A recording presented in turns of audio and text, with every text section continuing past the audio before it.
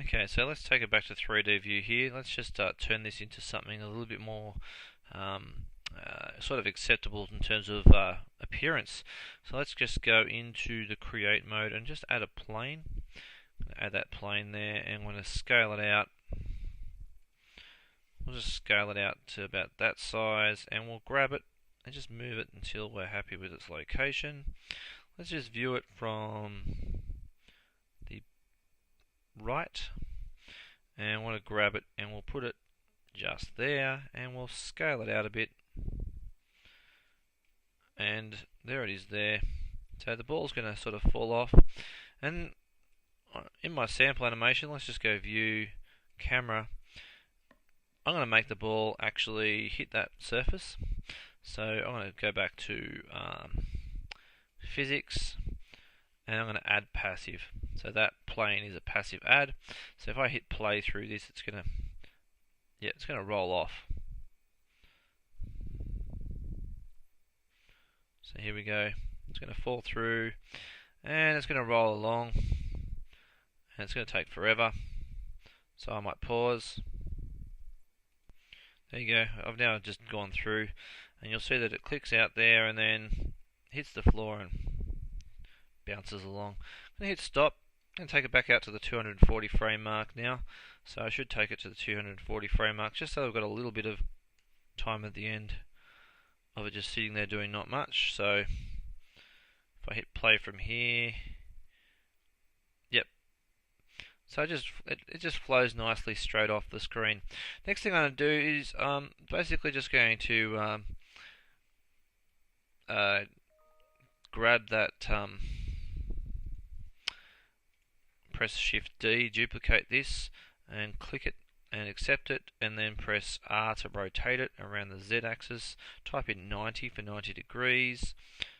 No, actually wanted to bring in the Y axis for starters. There you go, there's the Y axis. I actually like that nice and close, so that's going to be nice and close for the animation. And then I'm going to press Shift D, and then I'm going to rotate it, this time 90 degrees around the Z axis. And that's a bit close, so I'm now going to grab it in the Y direction until it is where I need it to be. Okay, so there's my framing there, there, and there. So I've got a floor. So let's go into surfaces now. I'm just going to add in a new surface for this particular one. New surface for this one. I'm just going to make it sort of a dull grassy green. And I'm going to turn the specularity right down so it doesn't actually have that shininess sort of effect. I want it to be dull. The wall over here, clicked on this object over here. The wall on this object over here, I'm just going to make it slightly lighter shade of grey with just a hint of blue in it. There we go. Make it a bit lighter. There we go, just a hint of blue. And this one here, let's just make it the same material as material 2. Okay, so if we actually go view, render, image now, I'm going to see that we've got some really dark shadows happening there on our system. We don't really want those dark shadows. Two ways you can get rid of that. It's now taking 4 seconds to animate this frame, so don't want to do too hard to get rid of it. The easy way to get rid of this is to go into my world view here and add some environmental lighting and change that to, sorry, a 0.01.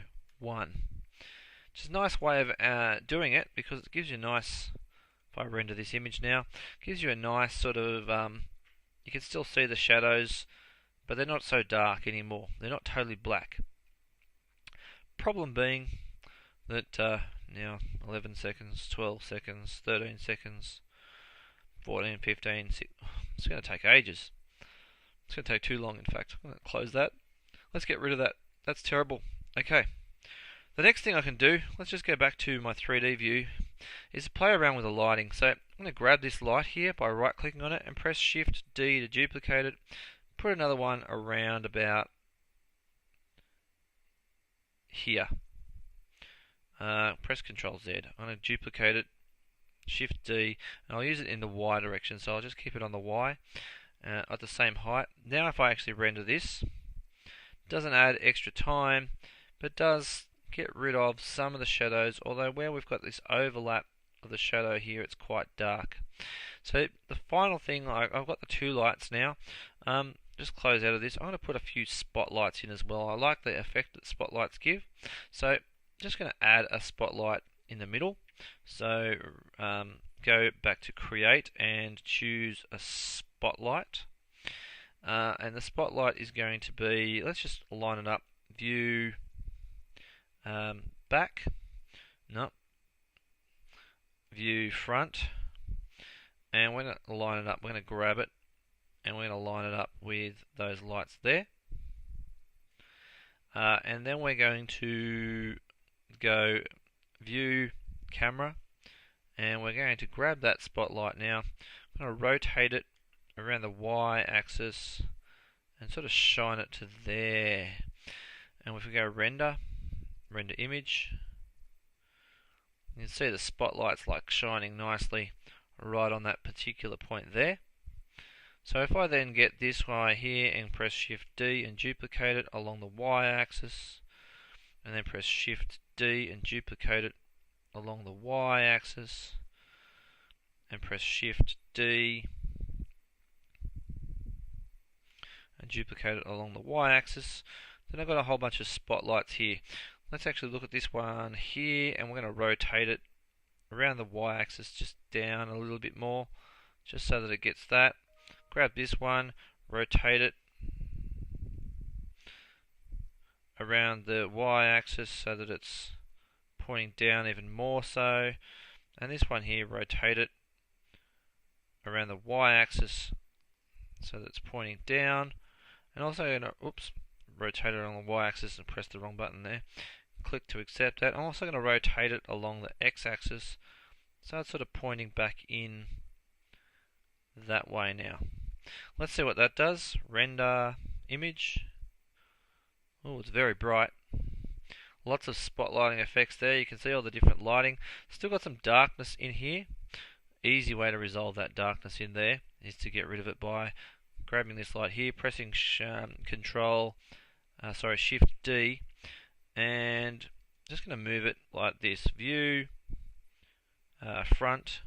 I'm going to grab that now and move it over here. I'm going to go view, I think it's right. No, I'm going to grab that now and move it across about here.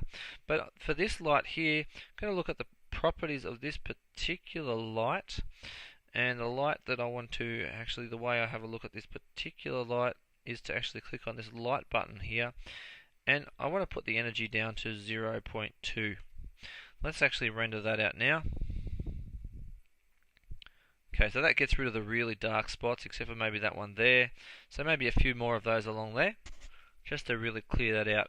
The other way I can really get rid of that is to move that wall back a bit. But I'm going to leave that as is. And now I'm just going to play around with these two lines coming through here, so the pipes. So let's just go view here. Fairly easy sort of effect I want to play with the pipes. I'm going to select that, go to the material, add a new material. Don't care about the color, but let's just change it so it's obviously a different color. And then just click on mirror and turn that reflectivity up to 1. So you'll see now that if you look at it now, it looks like a perfect mirror. It's got a bit of a red tinge to it, so let's just change that to a bit of a blue tinge. Okay, so now if I actually render the image, it's going to take longer now. I've got some nice steel shiny pipes there with a white ball on it. Press escape.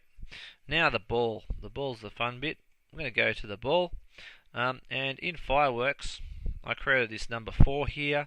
It's 530 pixels wide by 117 pixels high.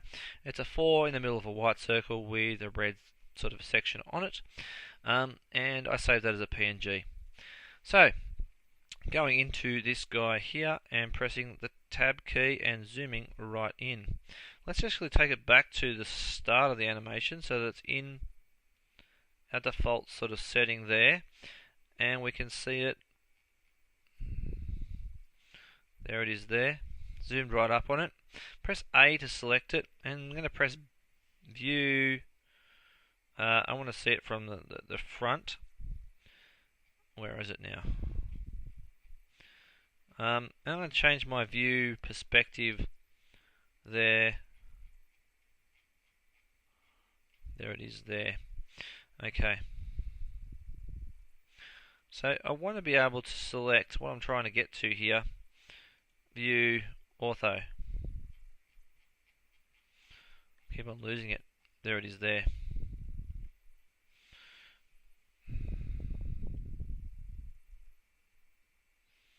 Just going to grab it. That's what I'm looking for. So I'm going to press B to box select, making sure I can select both in front of and behind. And I'm going to select all of these guys from here through to here. Actually, I'm not going to do that yet. Control A. Okay, I'm going to assign a new material first up. The material is going to be like this. I need to make it, I'm going to make it very white. So I'm going to turn the intensity right up there so it's as white as it can be. And I'm going to put mirror on. I'm going to turn the reflectivity up to 0.04. Okay, so it's quite a shiny looking ball. Remember that 0.04 thing, and I'm going to assign that to the whole thing. Now I'm going to basically create a new material now, and this new material here, I'm going to make it very red, as bright red as I can. Let's turn that to 0. Turn that to 0. That's as bright as you can get in the red spectrum. And then I'm going to make that, once again, mirror, and I'm going to make that reflectivity 0.4. Okay, I haven't done anything with that yet. I've just created this new material. Now I'm going to press B to box select, and I'm going to select these guys right through here, and then I'm going to click on assign. So that's now red. So now if I actually go back to my view and go to camera and press tab, get out of that, and then just bake my render, you'll see that it nicely rolls through. Looks a bit like a pool ball here, and that's going to roll around. I'm not going to watch that whole thing now. Just going to hit pause. And now what I need to do on this particular material here is click on the Textures tab and add a new texture. And the new texture is going to be an image or a movie. And the image I'm going to choose is going to be out of my Textures pack, and it's going to be Ball 2, I believe, and click on Open Image. There it is there. And the size I think I went for was a size 3, and a size 3. So the only way you're going to be able to tell if this is actually working is by rendering that picture.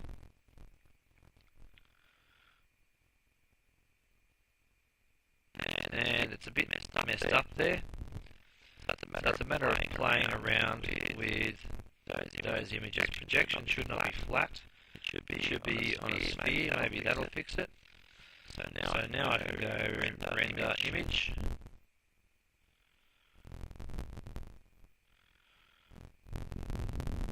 And there it is.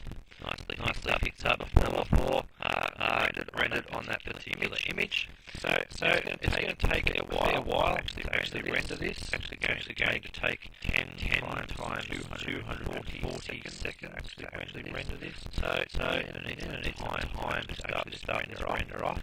I'm going to render this. I've already rendered a different one, but you can basically see that's actually going to like quite pleasant. It's not real, but it's definitely you can actually tell what it is without knowing that it's actually real bars of steel don't hang up there in the air like that. But basically we can actually create this type of scene where the ball rolls through, and it looks like a pool ball on two steel rods that are in the mid-air. under lots of spotlights.